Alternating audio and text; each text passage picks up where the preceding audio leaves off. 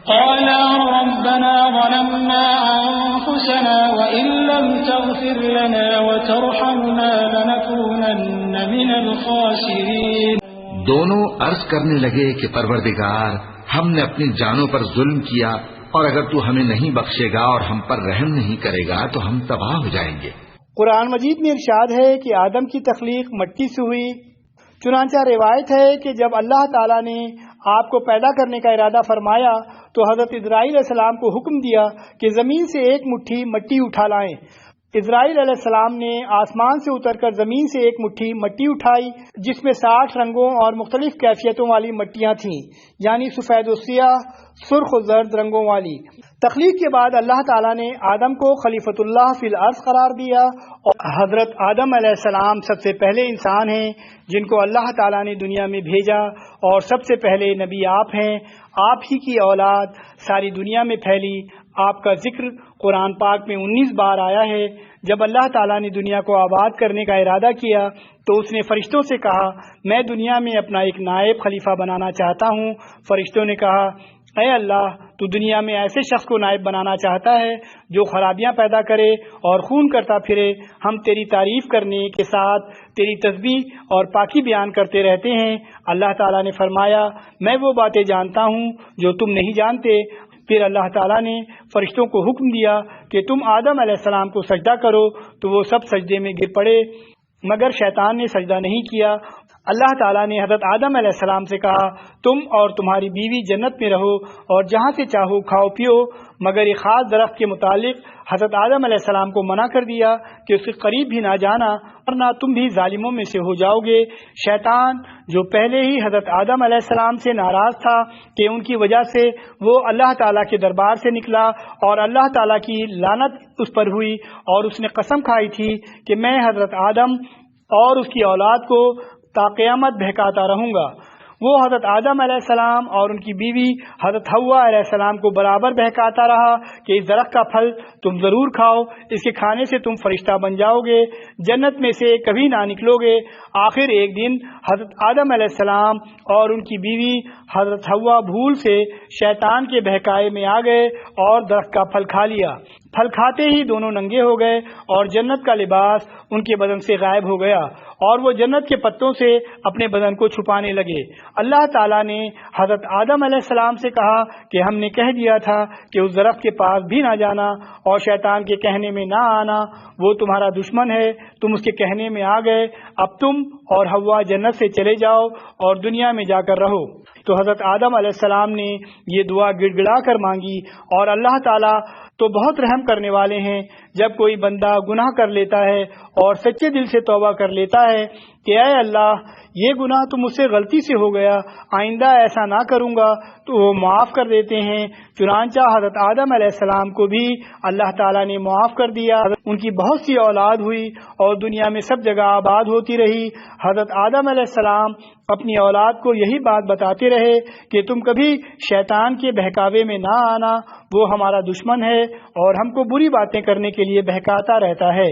ہمیشہ اللہ کی عبادت کرنا، سچ بولنا، کسی پر ظلم نہ کرنا اور گناہ کے بعد احساس ندامت سے مغلوب ہو کر بارگاہ الہی میں جھک جانا اور توبہ اور استغفار کا اہتمام کرنا بندگان الہی کا راستہ ہے.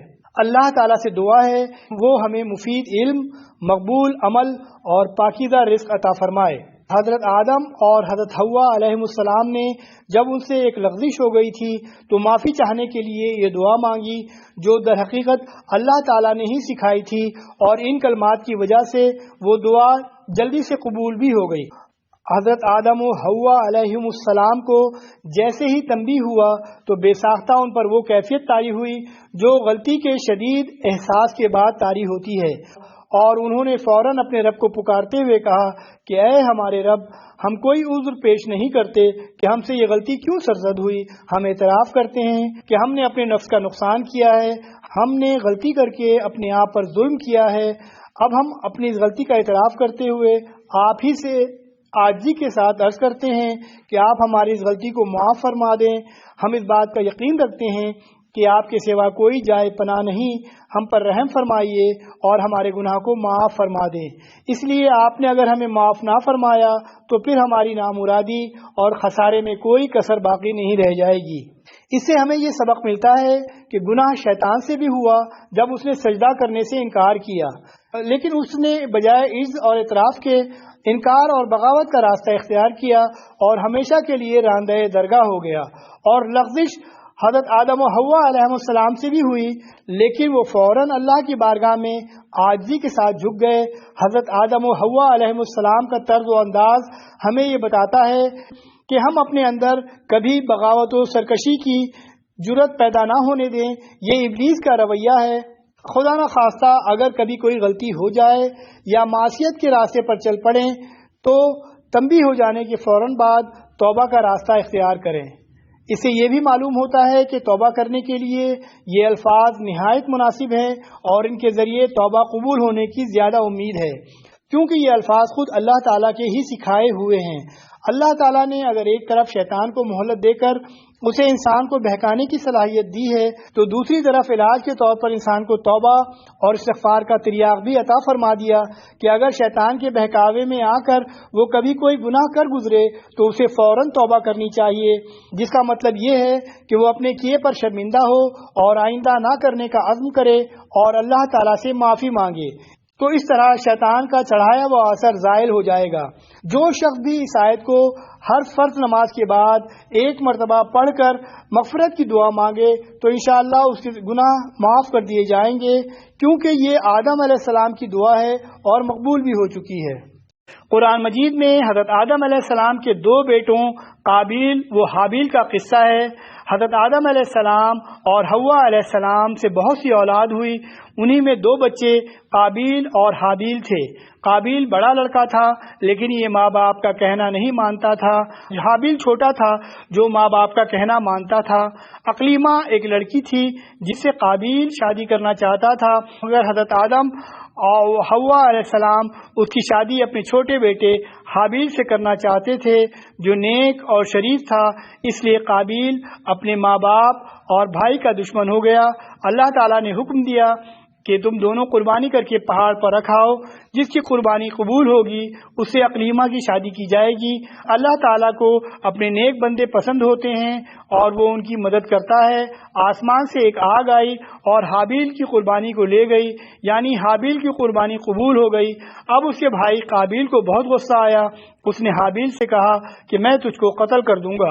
حابیل نے کہا اللہ نیک بندوں کی قربانی قبول کرتا ہے، اگر تم مجھ سے لڑو گے تو میں تم پر ہاتھ نہیں اٹھاؤں گا۔ آخر ایک دن قابیل نے حابیل کو قتل کر دیا۔ دنیا میں یہ پہلا قتل تھا قابیل نے اپنے بھائی حابیل کا کیا۔ قتل کرنے کے بعد قابیل کو فکر ہوئی کہ حابیل کی لاش کا کیا کرے، کس طرح چھپائے۔ اس نے دیکھا کہ ایک کوا چونچ سے زمین کھود کر ایک دوسرے مرے ہوئے کوے کو دفن کر رہا ہے۔ تب اس نے بھی اپنے بھائی حابیل کو زمین کھود کر دفن کر دیا اور خود جا کر آگ کی پوجا کرنے لگا۔ حضرت آدم علیہ السلام اور حوا علیہ السلام کو بہت رنج ہوا۔ قابیل و حابیل دونوں بھائیوں کے جھگڑنے سے ہم کو سبق لینا چاہیے۔ ہمارا حقیقی بھائی یا مسلمان بھائی اگر ہم پر زیادتی کرے تو بہتر یہ ہے کہ ہم صبر کریں اور اپنے بھائی پر ہاتھ نہ اٹھائیں۔